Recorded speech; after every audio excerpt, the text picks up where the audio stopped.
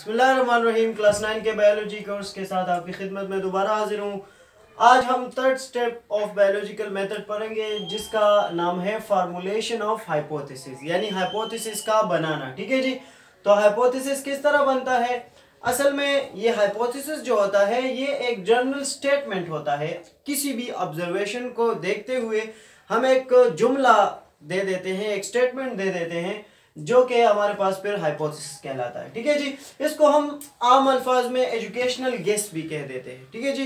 एक ऐसा आर्जी आइडिया जो हम जो ट्रू भी हो सकता है और फॉल्स भी हो सकता है। ठीक है जी। तो इसका जो हमारे पास जो हाइपोथेसिस है इसके करैक्टरिस्टिक होते हैं। ठीक है जी। अगर तो आपका हाइपोथेसिस इन करैक्टरिस्टिक पर पूरा उतरता है तो वो एक बायोलॉजिकल मेथड में हम फिर इंक्लूड करते हैं। अगर तो उसमें ये करैक्टरिस्टिक नहीं है तो फिर हम उसको इंक्लूड नहीं करते। फर्स्ट ऑफ ऑल उसमें ये खुसूसियत होनी चाहिए कि वो एक जर्नल स्टेटमेंट हो। ठीक है जी। वो एक आम सा जुमला हो। ठीक है जी। कोई भी उसमें फिगर्स और वैल्यूज इन्वॉल्व ना हो। ठीक है जी। कोई भी उसको पढ़े तो उसको ऑब्जर्वेशन के बारे में थोड़ा बहुत इल्म हासिल होना चाहिए। ठीक है जी। इसके अलावा ये एक टेंटेटिव आइडिया होना चाहिए। टेंटेटिव का मतलब है एक आर्जी आइडिया। ठीक है जी। और फिर हमारे साथ तीसरा जो इसकी खुसूसियत है वो है कि ये ऑब्जर्वेशन के साथ एग्री भी करनी चाहिए। इस हाइपोथेसिस के जुमले को ऑब्जर्वेशन के साथ कुछ मेल जोल रखना चाहिए। ठीक है जी। अगर आप ऑब्जर्वेशन एक करते हैं और फिर जुमला किसी और तरीके का लेते हैं तो फिर आपका हाइपोथेसिस रॉन्ग होगा, वो रिसर्च प्रोसेस में आपको हेल्प नहीं करेगा। ठीक है जी।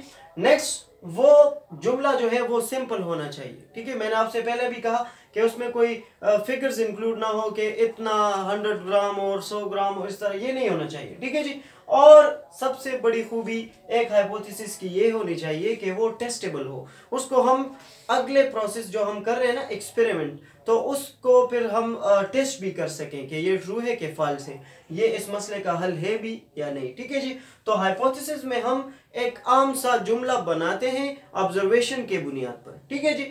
इसके बाद जो हमारे पास स्टेप आता है वो है डिडक्शन। ठीक है। डिडक्शन का मतलब है अखज़ करना, कोई नतीजा अखज़ करना। ठीक है जी। तो ये फिर हम हाइपोथेसिस से लेते हैं और अगर हाइपोथेसिस ट्रू है, ठीक है जी, सही है, तो फिर हम एक्सपेक्टेड रिजल्ट्स हम उससे हासिल कर सकते हैं कि जो हमने ऑब्जर्वेशन की थी उस पर हमने हाइपोथेसिस बनाया।